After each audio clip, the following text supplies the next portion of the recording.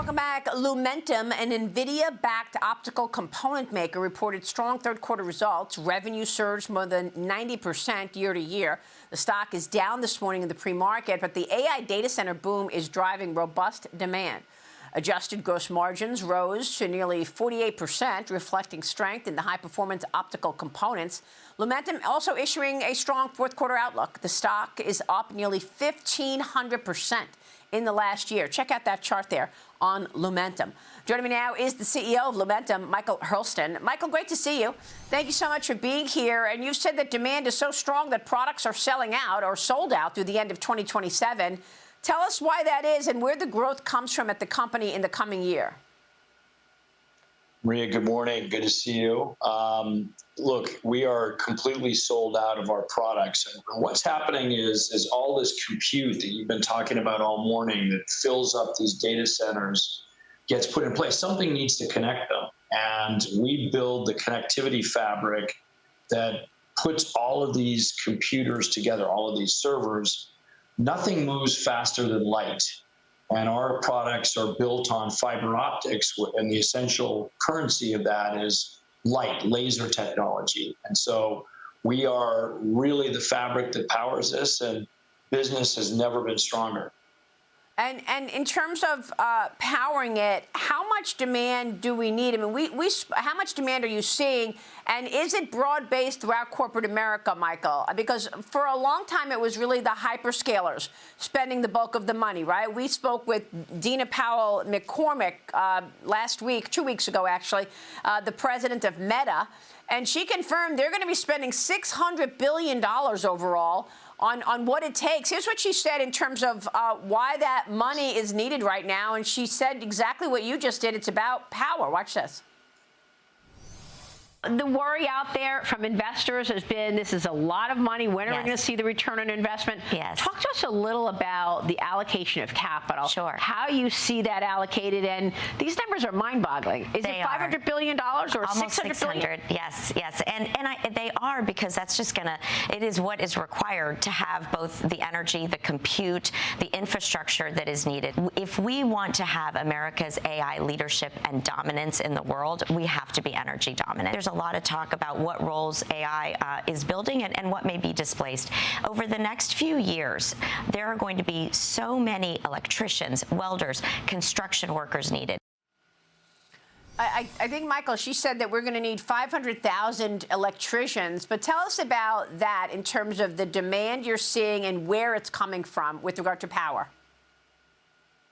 Yeah, Maria, it's our customers are the hyperscalers. So we do business with Meta, we do business with Google, we do business with Microsoft. And so every time you see these huge CapEx numbers that they're putting out, that's going to result in spend on our products. We see the same thing that she just talked to, which is our company is hiring. We're putting people into factories, into fabrication facilities that make these semiconductor devices. And so we feel that this boom will continue. We're going to see spending for the next 5 or 6 years. That's amazing, Michael. You're also opening a $600 million semiconductor facility in North Carolina, backed by a major investment from NVIDIA, which will add up to 500 high-skilled jobs there. Tell us about that. Yeah, what's happened is you've been asking, our supply right now is far behind customer demand. So we had to find a way to put more supply online, and that resulted in, first, the investment from NVIDIA. They've been a terrific partner. We took that money, we put it into a fab in North Carolina, and as you just said, we intend to spend $600–700 million there to kit it out and hire about 500 people. So we are trying to catch up to this supply-demand imbalance, and investing in North Carolina is part of that story. And it comes as the U.S. is pushing to bring critical chip manufacturing back home and reduce the reliance on overseas supply chains. Why North Carolina? Tell us about the backdrop there that supports that thinking. Yeah, exactly right. So we already have manufacturing in the U.S. We have a fabrication facility here in San Jose, California. This is our second factory in the United States. And exactly to your question, we feel like supply chain resilience is very important. Having onshore technology is very important. Our customers are looking very much for onshore support. And NVIDIA, as part of their investment, really wanted to see a factory built here in the United States. So all things put together, our footprint is very geographically diverse. We have a lot of supply chain resilience, but having a footprint in the U.S. is super important. Yeah, for sure. Now, the demand, I know, is surging. How do you scale up?